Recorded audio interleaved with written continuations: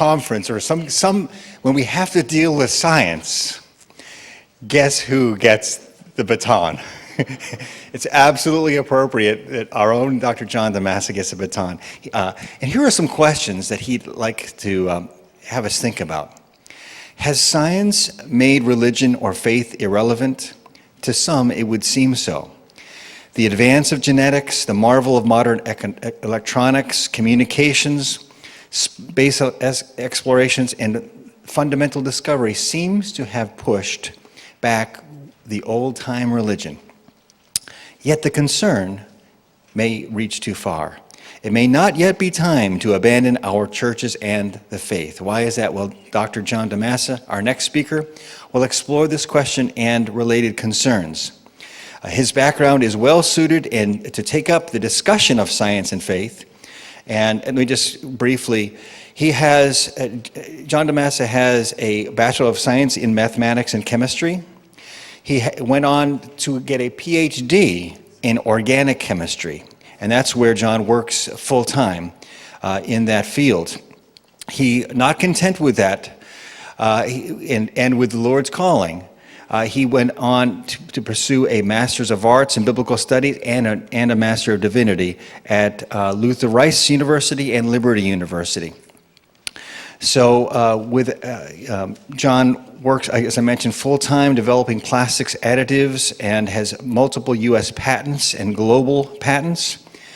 He speaks at professional conferences in his technical field of expertise in organic chemistry. He's also the adjunct professor of chemistry at both Sacred Heart University and Housatonic Community College. He's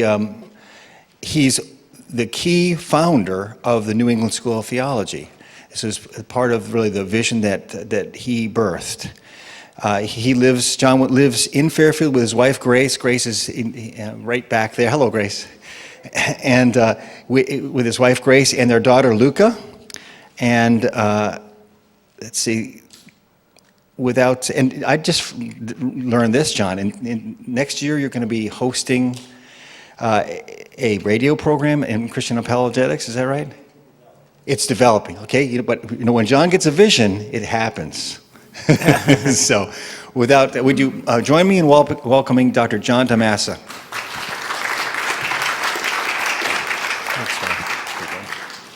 I'm using this. Okay.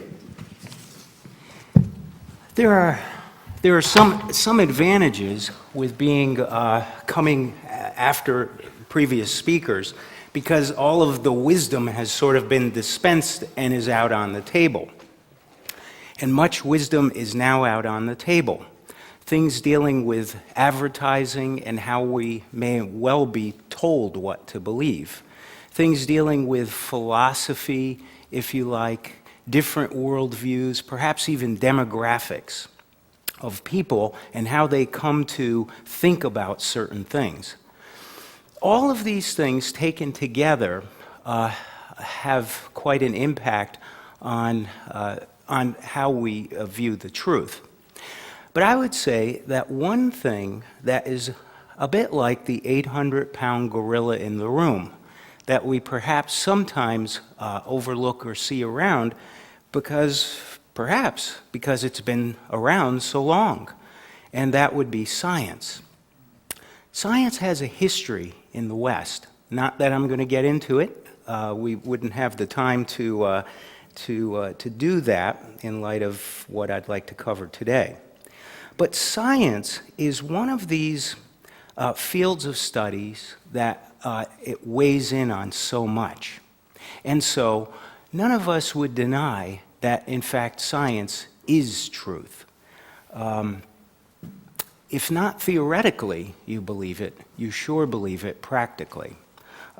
Look at the clothes you wear. Look at the shoes you walk in. Look at the air you breathe. Look at the cars you drive around in, the medicine, and so forth. Science has had quite an impact on our lives, and we believe it, we use it, and we practice it. Having said that, I want to take up a very important question. Has science even gone so far as to displace the faith? Christianity, or perhaps all religion? Well, let's take that up now. So perhaps some are news watchers. You have had an opportunity maybe I guess it was last month, September, the Nobel Prize in Physics was awarded. And as it turns out, a guy by the name of Peter Higgs won the prize, and a group or collection of other scientists. What did he do? Well, they came up with an idea that is we might call the standard model. Actually, it predated him and the other scientists. But the idea was, well, let's study it a little bit more. And they created so many theories, ideas, and thoughts around it. What ended up happening was that this particle became more recently national news because it was studied among other kinds of experiments at the CERN laboratories or collider in Europe. Make a long story short. And what ended up happening, if I can get our slide to go, was that they confirmed things about the so-called standard model. So I'll just take a moment on that. What is the standard model? Most in here have heard of atoms, neutrons, protons, electrons. That's largely has something to do with matter. On the other hand, there are basic forces, and it gets far more complex than that. But what a lot of modern physics has been concerned with is, well, what do we know about the basic composition of matter? In other words, the even smaller particles. And what do we know about the basic composition of these standard forces? Electromagnetism is one of them. You might say, I've never heard of that. Well, if you've picked up an iPhone, for example, you have used it if you don't know about it. Electromagnetism is a basic, again, a basic force. So the studies that they did, and the paper is sort of shown in the background, and the predictions that they made, was that a certain kind of fundamental particle likely existed. The experiments that were done confirmed it, or at least according to most scientists. This was called the Higgs boson. And however, in the media, the way it worked out was it took up not too little steam. The media got word of this Higgs boson and how various scientists were interpreting it, and what they came up with, the various scientists, was that the Higgs boson gives us a little insight into the possibility of how the universe is self-creating. It came to be known as the God particle. Why is that? Because if the universe can create itself, finish the sentence for me, then you need no God. And according to writings, the God hypothesis, as they kind of call it in some of the technical literature, is unneeded. Well, here are some of those writings. Spontaneous creation is the reason there is something rather than nothing. Why the universe exists, why we exist, it is not necessary to invoke God. And this came from Stephen Hawking's book, who has been he's a very influential physicist today, and he's been writing right along about some of the studies, including the Higgs boson. Well, it is certainly alarming to hear some of these things. Many believers would look at that and again, be very concerned. However, there are some responses that I would encourage you to keep in mind. One of which is here. God looks down and says, "Oh, yeah?" It's not quite time to run away from your churches. However, I would say, what should we believe? This isn't the first sort of idea that's been rolled out of the garages, the warehouses, and manufacturing places of science that might be a challenge to the faith. And so I would recommend that in order to view this whole problem, that we get back to a few basics. Because here's one of the things that happens, and I appreciated some of the earlier commentary on where, for instance, the millennial generation is at. Sometimes when we share our faith with others, or perhaps even think of things ourselves, we assume to know definitions. Please don't do that. Get a definition straight in your mind. A lot of argumentation, now I'm talking about the nasty side of things, where you're arguing, happens because people end up not knowing what you're talking about. Why is that? It's not because you're not using the same words. You are. You just mean different things. A lot of good Bible interpretation, for example, is all about not the word, the meaning of the word and what it meant to them in their time. Now, I'm talking about science, not Bible interpretation, but that's very important for virtually everything we do in life, including as we have these incredible discussions about Higgs boson and the God particle and does God exist. That people are mixing and matching various ideas, and they ought to be very careful with it. Well, back to basics. What is science? What do you think? Any thoughts? Any takers? Yes, sir. Science is the something that you can measure. It's the study of reality that you can measure and see it, as it was mentioned before. It's a measuring process. Could I say that? Yeah. Of the universe around us. Other ideas?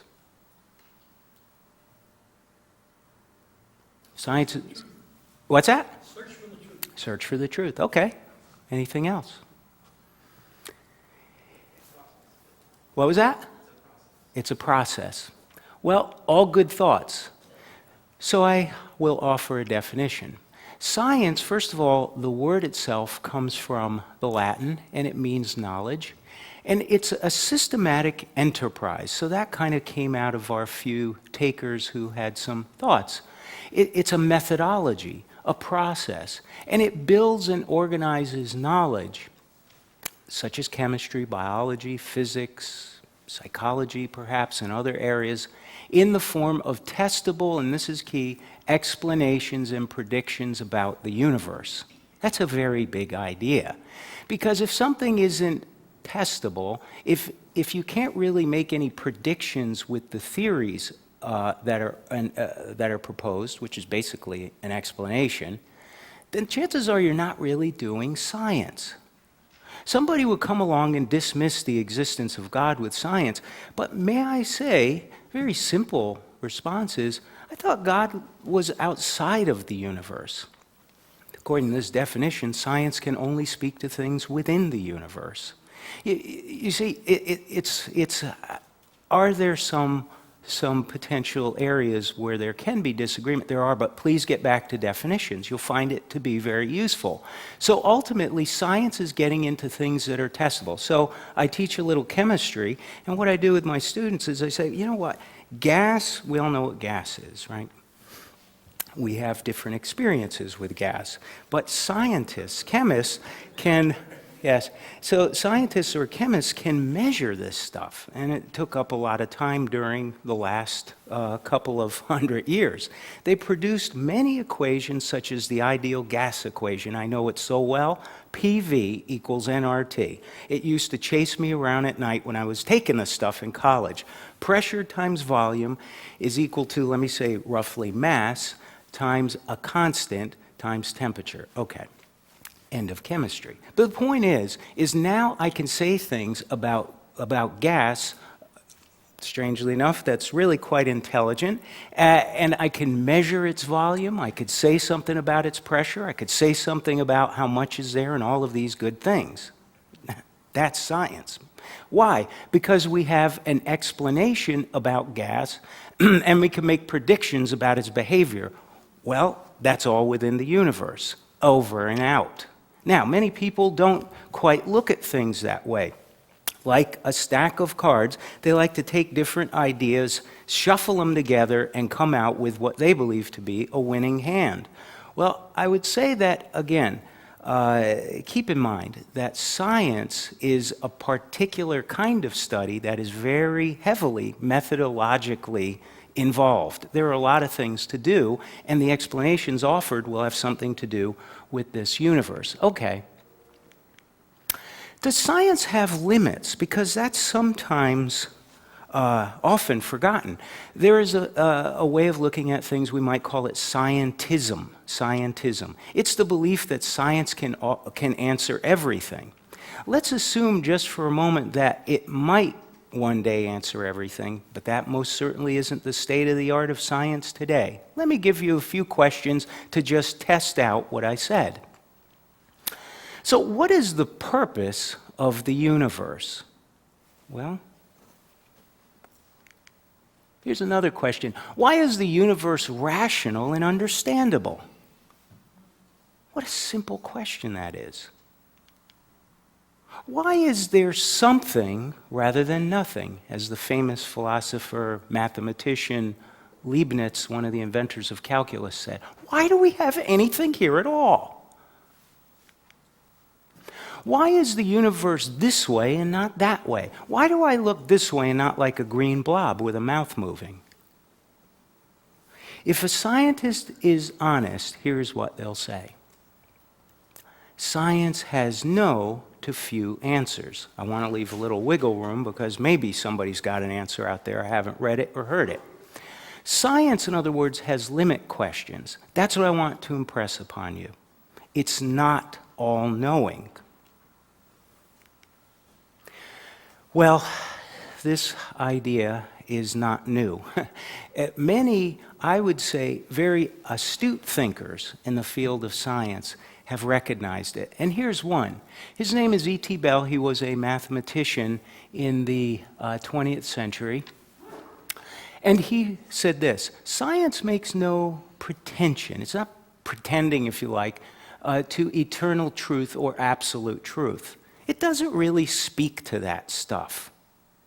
It just doesn't. That needs to be kept in mind. When you do science, do science. Don't turn it into much more than that. It is a tool, as was brought up earlier, to be sure, and it's a powerful tool, but it definitely has some limits, as some of those, our little interrogation showed. Okay, so we paid science perhaps the compliment of defining it, talking about its strengths, talking maybe about its weaknesses. Let's do the same thing for religion, and you'll understand I'm using it in a very generic sense. And maybe faith or the faith if some prefer.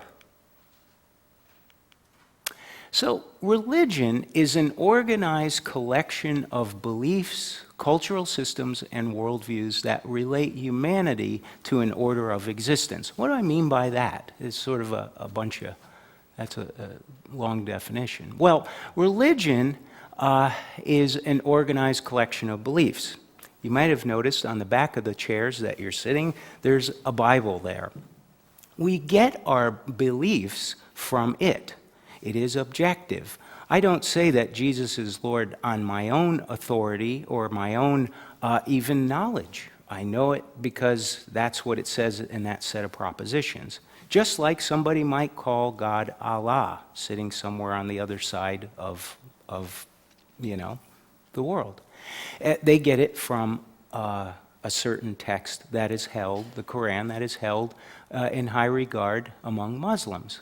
But make no mistake about it, I'm just making the point that that beliefs are drawn from propositions. Okay, and cultural systems. If you come in here to this church once a month, we have something called the Lord's Supper, as many Christian churches do. We have a practice that is extracted from our beliefs, and some of which, hopefully all of which, come from the Bible, and worldviews that, well, what are worldviews? They're explanations of reality that relate humanity, not just rocks, trees, and other things, but us, to an order of existence. That's a definition for religion. It is an organized collection of beliefs, cultural systems, and worldviews that relate humanity to an order of existence. Faith. just so we have some clear definitions. Faith is confidence or trust in a person, thing, deity, or in the doctrines or teachings of a religion or view. Right, so you first have to have a religion with propositions over here, then you exercise faith in the religion. You see what I'm saying? And we most certainly can do that with virtually anything. First, I have a car ignition, then I exercise faith in the fact that when I put the key in, turn it on, my car's on the way. What I'm saying is, first there's something, and then we act upon it, and that's what faith is as we speak about that something that has to do with putting trust in the propositions. Okay. A definition. Maybe it works for some, maybe not, I don't know. But does religion have limits? Okay. What if I were to say, what is disease, and interrogate the Bible over it? Now, there are people that come from different Christian traditions here. The Bible will say or seem to suggest things about disease and death and so forth. Maybe that there's demonic activity. Maybe something about God healing disease. But what is it? Well, for that, you go and visit your physician. Physician says, oh, you have this problem over here, and it will give you probably more than you need to know about what it is. And he'll go into, oh, well, it's cancer, and it's this cell gone astray, and so forth. So science will say something about it, maybe modern medicine, and the Bible will say something different. Now, how large is the universe? Again, something we can interrogate the text with, and I'd like to say that it gives us an answer, but once again, we don't quite get that answer from it. Does that mean we get nothing from it, from the Bible? I'm not at all suggesting that. I hope you understand that. I'm just saying that now we're asking some very sort of complex, almost measurement questions about the universe. Okay, does the sun travel around the earth? Does the earth travel around the sun? I mean, these are questions that science has long since settled. Does mathematics describe the universe? Same kind of question. Religion has few to no answers. Once again, I'm saying it might have some, but largely these are unanswerable. So it has limit questions. You see the parallel. Science over here says some things, limit questions. Religion over here says some things, limit questions. Well, Galileo put it so marvelously years ago. You probably heard the quote, I couldn't miss my opportunity to say it again. The Bible shows the way to go to heaven, not the way the heavens go. Yes? When Galileo came along, he was a big advocate of mathematics, and he actually substantiated so many of the claims that were just around at that time regarding the solar system. Brilliantly, may I say. The Bible shows the way to go to heaven. You want to talk about technology? The Bible is salvation technology. That's what it is. You want to put it in the paradigms and language of the world today? That's what it is. However, it shouldn't be confused with, say, natural technology, the way the heavens go. Now, do they have overlap region? Because now you're saying, oh, John, you're not telling me anything I don't know. I mean, let's get right to it. Well, they do have overlap questions. How old is the universe? How did life come to be? Is mankind just a physical being? Do miracles happen in the universe? So now we're getting to the age questions, the origin questions, the anthropology, if you like, and natural law or supernatural law.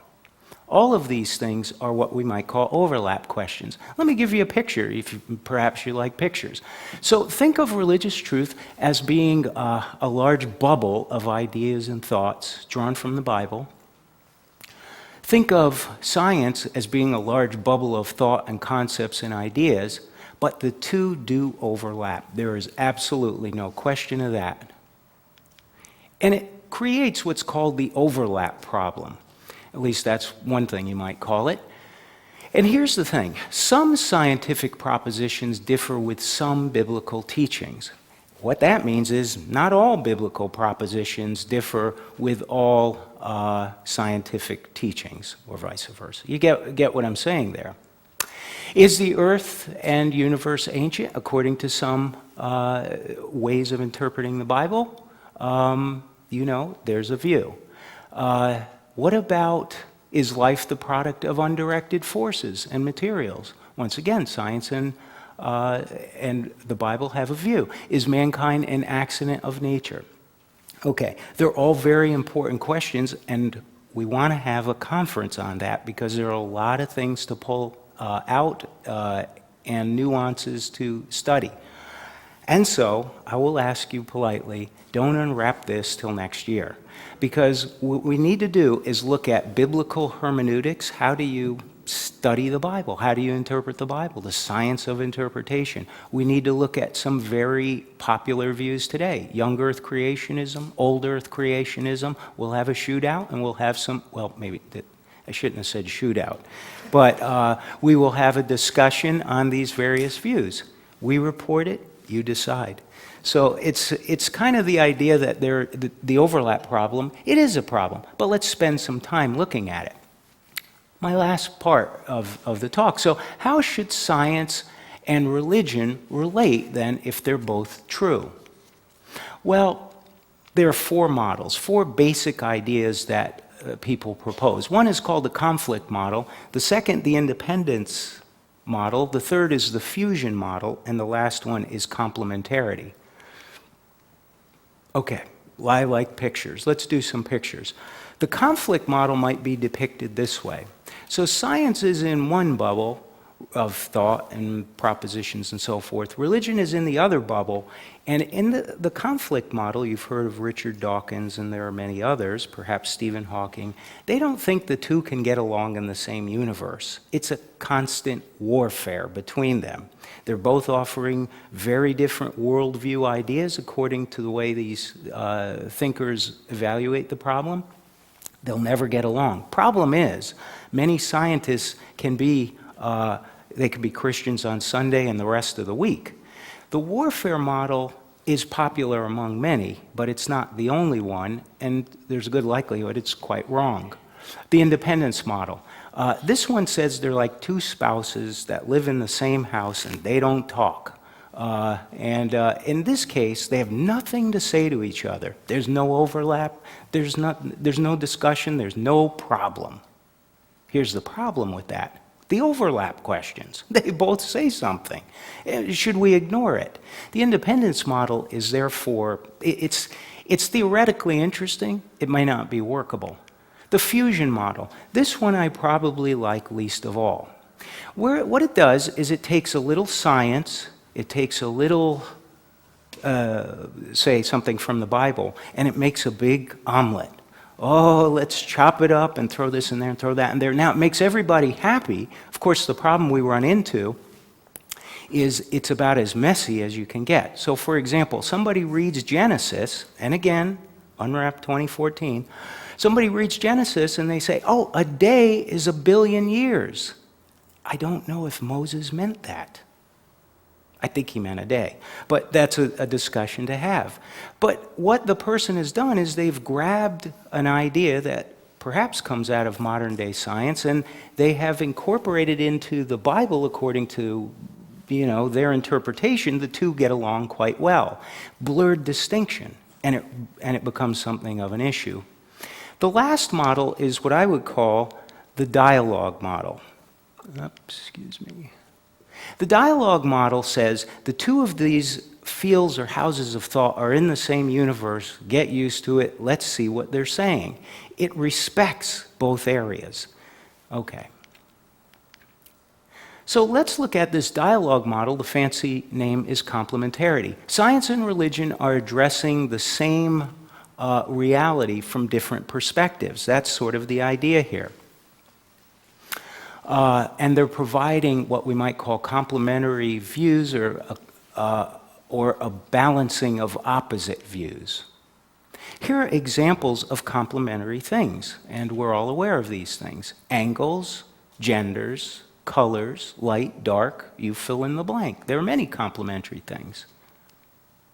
The universe, under this picture of looking at science and faith, if you like, or just the universe itself, is very complex and contains opposite ideas, objects, and systems. That's what we're saying here. Like what? Well, red and green, if you like the color picture that I showed earlier, are not rivals.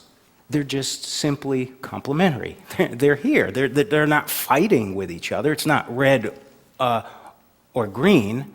It's that both exist.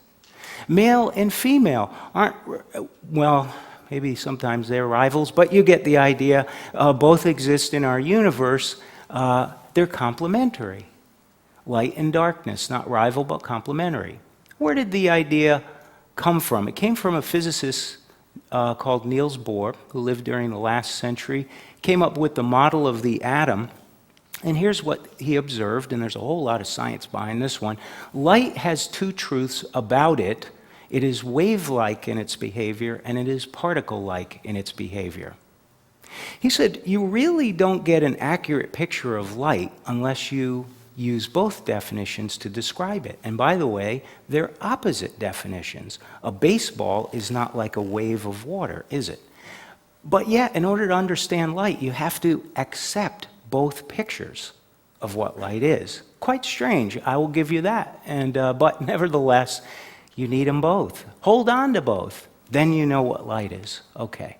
The idea, reality itself has multiple properties or truths that describe it. Science and religion provide truths that describe reality. The evaluation, however, of assumptions and interpretive methods are critical. You kind of have to define things to understand where they're at. What are the truths of science? What are the truths of religion? How did we come to those truths? Oop. So here's a little picture that might be helpful. Science on one side, religion on the other side. Science says there is life. So you dissect something, you can do an analysis of materials, there is life, there's stuff there. But religion says, competently may I add, why is there life? Science says, what is the cosmos? Religion says, why is the cosmos here? Science says the brain is thus and such. But religion says, what is the purpose of the I in the brain? And we're talking about the me, the person. You'll notice each can answer things the other cannot answer, but they answer well what they can. Now, am I saying that all of what science says and publishes is true? No. And neither am I saying all of what you read out there regarding various religious beliefs and practices are true. No, that gets into the whole business of interpretation, definitions, and so forth. It's a far more complex thing than I could get into in my short time. Does the model have some weaknesses? Well, it can. Religion and science can sometimes give antagonistic answers. Not always, though. Let's be clear on that point. But they can give antagonistic answers. For example, resurrection and death, evolution, creation, the body-spirit problem, the mind-brain problem. All of these things are these kinds of questions where there is an apparent answer and they go in opposite directions. So, for example, a scientist would say, there ain't no spirit. And of course, the religious answer is, oh yes, there is. So it gives some very different answers. But I would say, even there, we need to do some fine-tuning on those questions. But they do give antagonistic answers from time to time. Strengths of complementarity. Science and religion contribute to a dialogue about reality. Religion and science are not considered rivals here. It's not an either-or question, but both. It's a multi-layered approach to reality that appears to have very broad support. Many scientists who also happen to be believers would accept this. Now, not everybody's going to accept it, but it has broad support. So some conclusions, and then we'll take some questions. Science and religion have valuable things to say about reality. Science and religion have limit questions. Science and religion overlap. Let's not say they don't. They do. And the answers are sometimes antagonistic. Regarding the complementarity model, it suggests that science and religion are both needed to understand the multi-layered nature of the universe, both the natural and supernatural domains. And lastly, and again, if there is to be a discussion, say, in those overlap questions, what assumptions have you come to? What interpretations are you using? What methodology is important to you as you're viewing the question? And if none of that is considered, friends, there is bound to be just an argument, a plain argument. Somebody stuck here in their place, in their view, somebody over here, nothing productive comes of it. So with that, I will take your questions, and thank you for your attention.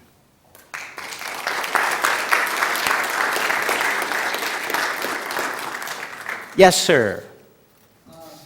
Getting back to that last point as far as assumptions, doesn't much of the perceived conflict really come from the assumptions in that, for example, the materialist scientist who thinks that science is somehow done away with for God is really bringing a materialist presupposition Right. that matter, energy, space, and time is all there is and nothing else. Right. Something which science cannot know. So as I labored, I'll restate it, but your point is an excellent one. As I wrestled with what to present, I thought, well, let me precisely talk about, well, how do scientists come to various conclusions about things? After all, that's what underwrites a scientific truth, right? So the gentleman brought up the question of what's called philosophical materialism. It's actually not a bad practical idea. The question is it reality? So let me draw out the distinction. If you go out in the parking lot today, touch the rocks, your car, and all kinds of things, grass and so forth, there is no doubt, at least in your mind, that stuff is there, right? It's a material world. We're living in a material world. It sounds like something I heard long ago. Okay, so and I'm not going to start dancing. So you see, and somebody said thank you. So you see, the idea is that that's a good practical assumption. Let me start there. I couldn't do science were it not for the fact that there is something there. It's practical. The question is it, if you like, universal? Is it reality itself? Is it a statement we could make in almost a worldview kind of way? Unconfirmable. Can't say it. That is one of the weaknesses of the proposition that there is no God, if a scientist is saying it. How do you know? You can't confirm that there's something more, say, behind the scenes in the screen of reality. Because to know it, you'd have to be God. Because you see, then you're looking back on the universe and making some prescriptive or descriptive assignment or assessment of it. In other words, you have to be on the outside to see what's on the inside. But if you're on the inside, you can't say what's on the outside. Was any of that? I don't know. Did that make sense? You see what I'm saying? That's the problem with philosophical materialism. It assumes to know something about all of reality that it cannot confirm. Sir? Just to give a little soundbite clip to what you're saying that might help people digest that. Ray Pennoyer, he's famous in the apologetic community. He's, God being incorporeal, he's immaterial, right? Right. So trying to use the methodology that we use to assess the material is like trying to weigh a chicken with a yardstick. It doesn't work. Wrong tool for the job. And Just a soundbite clip to right, and I see what you're saying. So I've worked with something called a mass spectrometer. What the thing does is it gives molecular level weights. So if I had a balance up here, you come up and you say, okay, I weigh thus and such, so much, I weigh that much, right. This device helps us to weigh atoms and molecules and fragments. So that's how we can intelligently say what that stuff is. And it is a high-tech machine. Oh, you got to have all of these bells and whistles, but the point is, it measures what? It measures material. I cannot say something if there is a non-material universe. Nothing. That isn't what you would use that machine for, any machine. The Ghostbusters figured it out, but no one else did. Joe, go. Well, just a quick comment on your definition of science. I wouldn't disagree with it, but I think it's important to make a distinction Yep, between operational science well and said. forensic science. Yes, yep.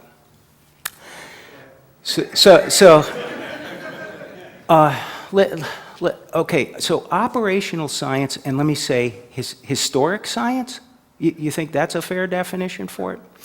So when we do operational science, I'll tell you all that you want to know about the sugars you just ate down the hallway, or the coffee, or the styrofoam. I'm not going to go there. We need not go to some of these places. But I'll tell you all that you want to know about it. That's operational science, because I could test it, see it, feel it, touch it, and do it all with machines. Historic science makes various assumptions. I'm going to look back into the ancient world, wherever, whatever it might have been, and make certain assumptions about how to measure it. What kinds of things will we measure? Rate. For instance, the universe is so old. Well, how do we know that things have always degraded, decomposed, and so forth in a particular rate? What can we say about what happened long ago regarding origins? Can we really say that life came out of a pond? Well, that's historic science. And it has many cracks and crevices in it because we're making assumptions about things that we cannot know. Very hard to test in the lab, the ancient universe, because quite honestly, nobody was there, so we have to make assumptions about it. On the other hand, saying something about a styrofoam cup is a lot easier. Well, the one's operational science, the other one's historic science. I don't know, did I do a good 2-second thing on that? Yeah. Forensic science, and now we'll go right to the word very quickly, is kind of a historic science, but it's a near historic science. So they find a body on the floor, there's a hole in it, and it sure looks like when the scientists come, it's about the size of a bullet, and the person is no longer breathing. So we could say things potentially about what happened there. Well, it looks like they were shot dead, and maybe the assailant, there were some rubber tracks, or somebody sort of in the getaway vehicle got away, so we could reconstruct what happened. I was on a jury very recently, and that was exactly all about forensic scientists. We got the shells over here, we got sadly the dead body over there, the mess in the car. It turns out it was a gangland hit. Somebody came up to a car and so forth. But all of that was reconstructed and reasonable, because the thing had just happened a few months ago. Well, imagine turning the clock back to what is in the misty past, to the beginning of the universe. Nobody was there. The universe has clearly changed. Let's face it, the tectonic plates, weathering, all of these things have happened, and we're trying to reconstruct something that is fundamentally difficult, if not impossible, to reconstruct. That's what forensic science attempts to do. It's a wonderful area. I love it. Unfortunately, it doesn't give us absolute dependable pictures insofar as things can be absolute or certain, as perhaps the science that we use when we look at a styrofoam cup and other things, operational science. Question. And we're sort of running late, but go. No, it's fine. The rivalry between science and religion is really not a rivalry, but between evolution and creation, Right. it's like opposite poles. It's true, and those are the overlap questions. And the reason why I gave you the big present, don't unwrap till whenever, is because what we need to do, if we talk about evolution creation, is define some things. And it's very important to me to define things. If I don't define it, the problem is I tell you what to think and not necessarily how to think about it, because it's a very complex problem. And that's why I think it's worthy of a conference in and of itself. However, let me say this. There aren't Christians around today that I'm aware of, I'm not saying they're nowhere, there's none, who will deny the fact that there's an atomic and molecular realm. They believe it. That's a big area of science. There aren't too many questions that would deny the law of gravity. There aren't too many Christians around that will deny the law of entropy, where things go towards disorder, decompose. There aren't too many Christians around who will deny hundreds of other laws. And so what it comes down to is we're in large agreement with modern society regarding the explanations of the universe around us. However, when it comes to some of these forensic questions, there is some disagreement. And so what we want to do is, as we move into these questions, let's have a good, agreeable sort of way to look at it, and then proceed and look at it. But there is no doubt evolution creation is a little prickly area. Other questions, then we've got to move on. Yes? Just on your same issue, that in terms of evolution, why couldn't God have used evolution as his method for creation? So you want to unwrap the gift now?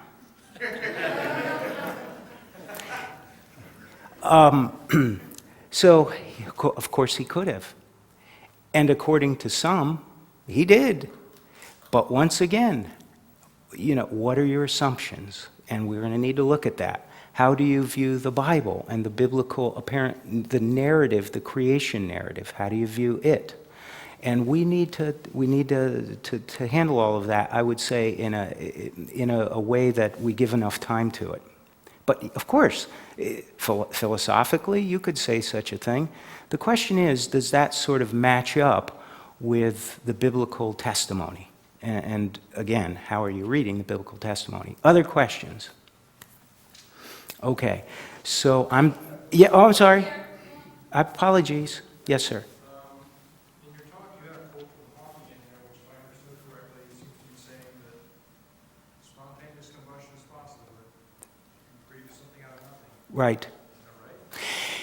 Well, he said it, but he didn't mean it. Right. See, everybody's laughing but me, because the fact is, he said it, but he didn't mean it.